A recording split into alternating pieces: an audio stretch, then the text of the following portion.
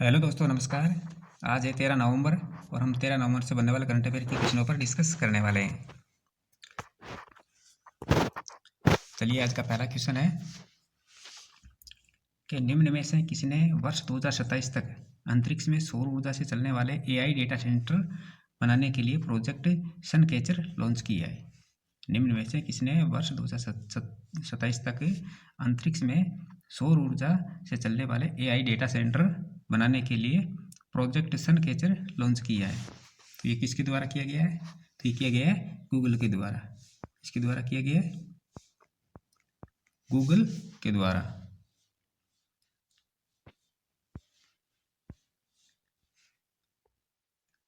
Project को सनकैचर नाम दिया गया और इस प्रोजेक्ट के तहत गूगल स्पेस में सोलर पैनल से लैस सैटेलाइट भेजेगा और यानी बिजली के लिए सूर्य की जो रोशनी का इस्तेमाल होगा। और इस सैटेलाइट ने गूगल के लेटेस्ट एआई चिप फिट किए जाएंगे और इसे ट्रिलियन टीपीयू कहते हैं। क्या कहते हैं? Trillion TPU. और स्पेस में भेजे जाने वाले सैटेलाइट एक दूसरे से फ्री स्पेस ऑप्टिकल लिंक के माध्यम से जुड़े रहेंगे।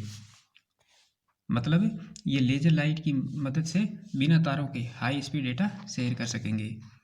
और प्रोजेक्ट बात करें कि प्रोजेक्ट जो सनकैचर है ये क्या है, ये किस प्रकार से काम करता है, तो प्रोजेक्ट सनकैचर गूगल का एक रिसर्च आइडिया है जिसके तहत छोटे छोटे सैटेलाइटों को लो अर्थ ऑर्बिट यानी सन सिंक्रोनस ऑर्बिट में लॉन्च किया जाएगा, जहां हमेशा सूरज की रोशनी मिलती रहेगी। और हर सैटेलाइट को सोलर पैनल और गूगल के ट्रिपलिन टीपीयू से जो चिप लगे हैं वो एआई ट्रेनिंग के लिए बनाए गए हैं। और ये सैटेलाइट एक दूसरे के से ऑप्टिकल लिंक से जुड़े रहेंगे, यानी ये जो हाई स्पीड डाटा है उसको शेयर करने में काफ़ी मदद करेंगे। नेक्स्ट क्वेश्चन है कि संयुक्त राष्ट्र पर्यटन विभाग की पहली महिला महासचिव निम्न में से किसे नियुक्त किया गया है? संयुक्त राष्ट्र पर्यटन विभाग की पहली महिला महासचिव निम्न में से किसे नियुक्त किया गया है? तो किसे किया गया है? तो किया गया है शेखा नासिर अल नोवेस को। किसको किया गया है? शेखा नासिर अल नोवेस को। ऑप्शन नंबर 4 इसका राइट आंसर हो जाएगा। इनका नाम शेखा अल नासिर नोवेस है और नियुक्ति की जो तारीख है वो कार्यकारी परिषद में उन्होंने मनोनीत किया और महासभा की पुष्टि के बाद जनवरी 2026 में वे पदभार ग्रहण करेगी। बात करें इनके ऐतिहासिक महत्व की तो वे संयुक्त राष्ट्र पर्यटन की महासचिव बनने वाली पहली महिला और पहली खाड़ी नागरिक है। बात करें इनके अनुभव की तो वे वैश्विक आतिथ्य उद्योग में 16 वर्षों से अधिक का अनुभव रखती है और रोटाना होटल्स में कॉरपोरेट का उपाध्यक्ष भी रह चुकी है। नेक्स्ट क्वेश्चन है कि 30वां संयुक्त राष्ट्र जलवायु परिवर्तन सम्मेलन 30वां संयुक्त राष्ट्र जलवायु परिवर्तन सम्मेलन निम्न में से किस देश में शुरू किया गया है? तो किस देश में शुरू किया गया है? तो ये किया गया है ब्राज़ील के अंदर। कहाँ शुरू किया गया है? ब्राज़ील के अंदर। ऑप्शन नंबर 3 इसका राइट आंसर हो जाएगा। 30वां संयुक्त राष्ट्र जलवायु परिवर्तन सम्मेलन है वो ब्राज़ील के अंदर शुरू किया गया है और ये सम्मेलन ब्राज़ील के बेलेम शहर में 10 से 21 नवंबर 2025 तक आयोजित होगा। और इसका जो मुख्य फोकस है वो पेरिस समझौते का जो क्रियान्वयन, जलवायु वित्तपोषण और अनुकूलन योजनाओं के लिए रहेगा। नेक्स्ट क्वेश्चन है कि निम्न में से किस स्थान पर क्वाड देशों के बीच मालाबार युद्ध अभ्यास 2025 शुरू किया गया है?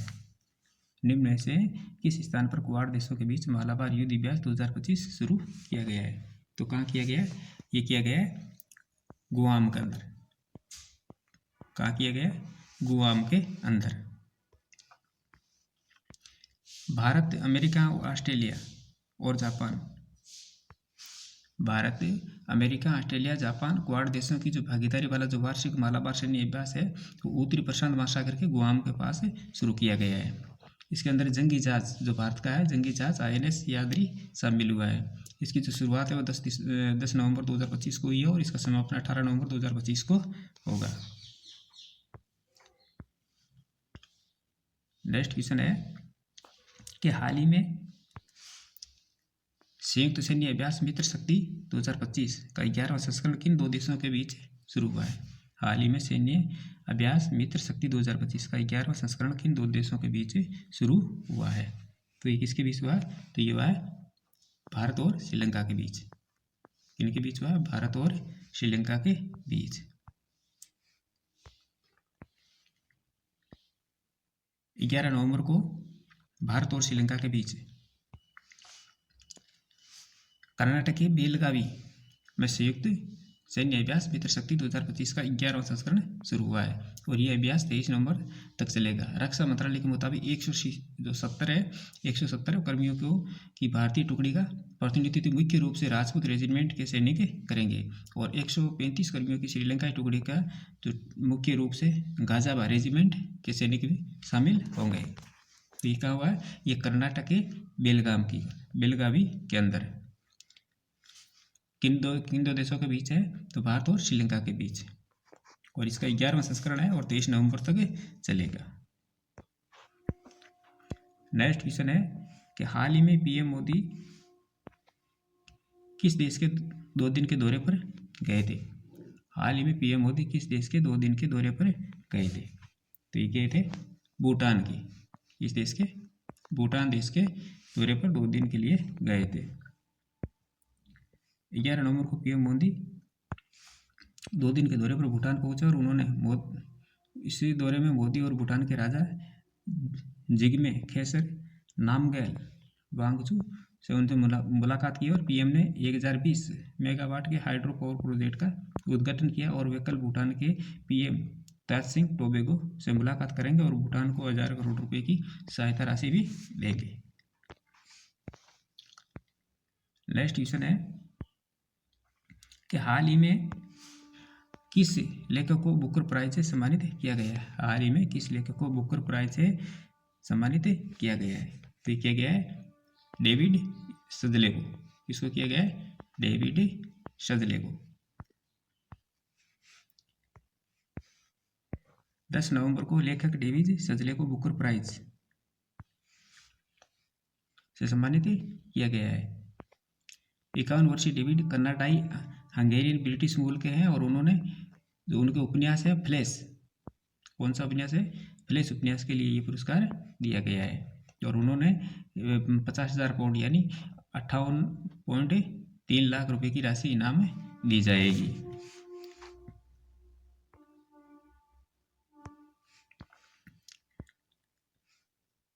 नेक्स्ट क्वेश्चन है कि हाल ही में किसने ISSF विश्व चैंपियनशिप एयर पिस्टल में गोल्ड मेडल जीता है? हाल ही में किसने ISSF विश्व चैंपियनशिप है एयरशिप पिस्टल में गोल्ड मेडल जीता है? तो ये जीता है सम्राट राणा ने। किसने जीता है? सम्राट राणा ने।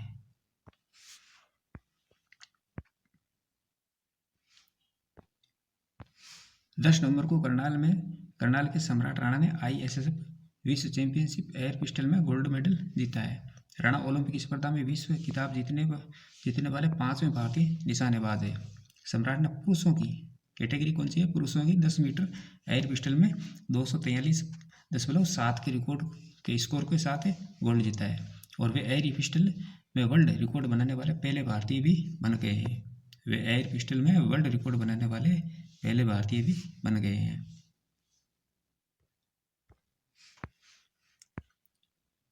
नेक्स्ट क्वेश्चन है कि प्रत्येक वर्ष विश्व निमोनिया दिवस किस तिथि को मनाया जाता है?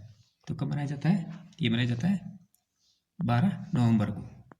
कब मनाया जाता है? 12 नवंबर को। कुछ नवंबर के इम्पोर्टेंट डेज हैं, यानी 1 नवंबर को कर्नाटक स्थापना दिवस मनाया जाता है। 5 नवंबर को विश्व सुनामी जागरूकता दिवस है और 10 नवंबर को विज्ञान दिवस है, विश्व विज्ञान दिवस। राष्ट्रीय शिक्षा दिवस 11 नवंबर को और 12 नवंबर को राष्ट्रीय पक्षी दिवस है और विश्व निमोनिया दिवस।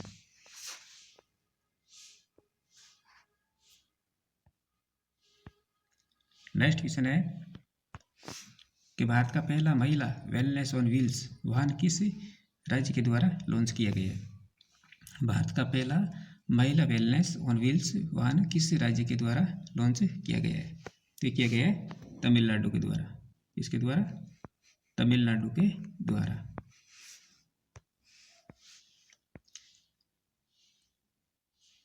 भारत का पहला महिला वेलनेस ऑन व्हील्स तमिलनाडु के राज्य के द्वारा लॉन्च किया गया और ये नवंबर 2025 की में शुरू किया गया है और जिसका मुख्य उद्देश्य है महिलाओं के स्वास्थ्य को बेहतर बनाना और स्तन और गर्भाशय गिरवा जैसे कैंसर का शीघ्र पता लगाना।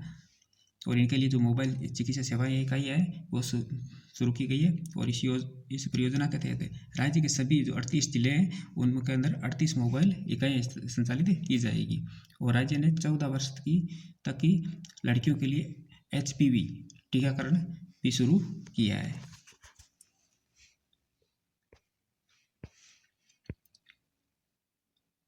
नेक्स्ट क्वेश्चन है कि वाइब कोडिंग को निम्न में से किसके द्वारा 2025 के लिए वर्ष का शब्द घोषित किया गया है। वाइब कोडिंग को निम्न में से किसके द्वारा 2025 के लिए वर्ष का शब्द घोषित किया गया है। तो किया गया है कॉलिंग्स डिक्शनरी के द्वारा। किसके द्वारा? कॉलिंग्स डिक्शनरी के द्वारा।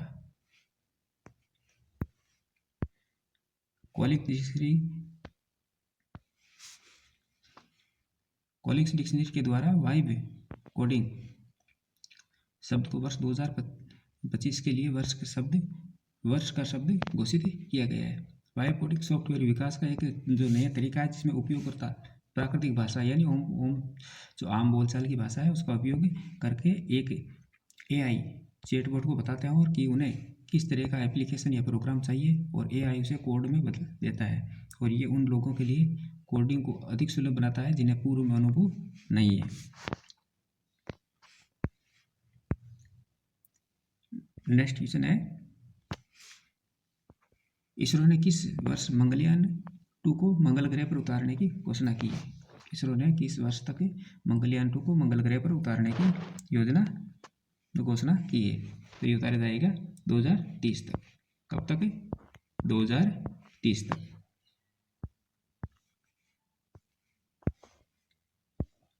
इसरो ने मंगलयान 2 मिशन को वर्ष 2030 तक मंगल ग्रह पर उतारने की घोषणा की और इस मिशन का मुख्य उद्देश्य होगा मंगल ग्रह पर सॉफ्ट लैंडिंग करना और एक ऑर्बिटर और लैंडर के माध्यम से उसकी सतह का अध्ययन करना होगा। जो मुख्य उद्देश्य है वो मंगल ग्रह की सतह पर उतरने के साथ साथ ऑर्बिटर के माध्यम से मंगल के वातावरण और अन्य पहलुओं का अध्ययन करना है। और जो प्रेक्षण का जो वर्ष होगा वो इसरो के जो अध्यक्ष है डॉक्टर V नारायण ने ये पुष्टि की है कि वर्ष 2030 तक लॉन्च किया जाएगा। और बात करें इसके महत्व की तो भारत का मंगल ग्रह पर पहला लैंडिंग प्रयास होगा जो अंतरिक्ष अन्वेषण में भारत की क्षमता को और मजबूत बढ़ाएगा।